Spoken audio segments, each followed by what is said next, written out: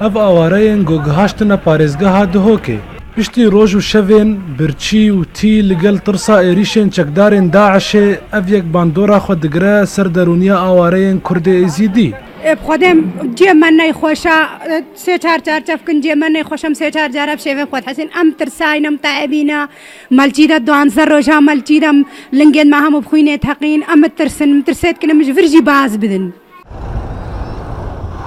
Nav awareyan gelek kes têne dîtin got çavê wan nema xewê dibîne û bi taybet zarok got ew di rewşên tirsnak de ji mezinan hestiyartir in. Em di sê roja çêdebûn yekî me nehat yekî me nehat em gelek bi rasî gelekê tirsin. Niha jî gelekî tirsin rasî gelek girtîne gelek êzîdî girtîne hemû nêv le pê wan dene yekî bi yekî napirse yek bernade.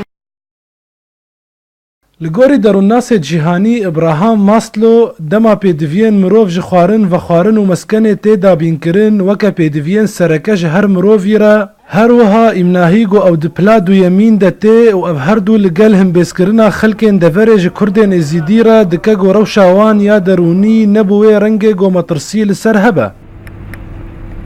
Li gorî nûjdarên derûnî got ew dibêjin got hin nexweşiyên derûnî nav awareyan derketine carna pêwîstî dermankirineke ser demekê dirêj in.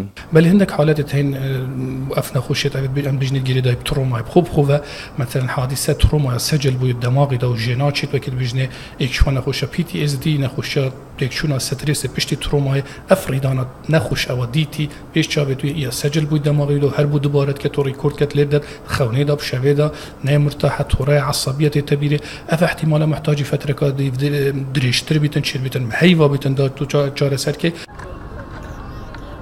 Ji 306,000 Kurdê Êzîdî li Çiyayê Şengalê niha tenê 500 xêzan hene li wir û yên mayî aware bûne an girtîne ji aliyê çekdarên Daeş ve. Tirsa wa çend rojên Çiyayê Şengalê got dilê hejmareke ji Kurdên Êzîdî de afirandiye.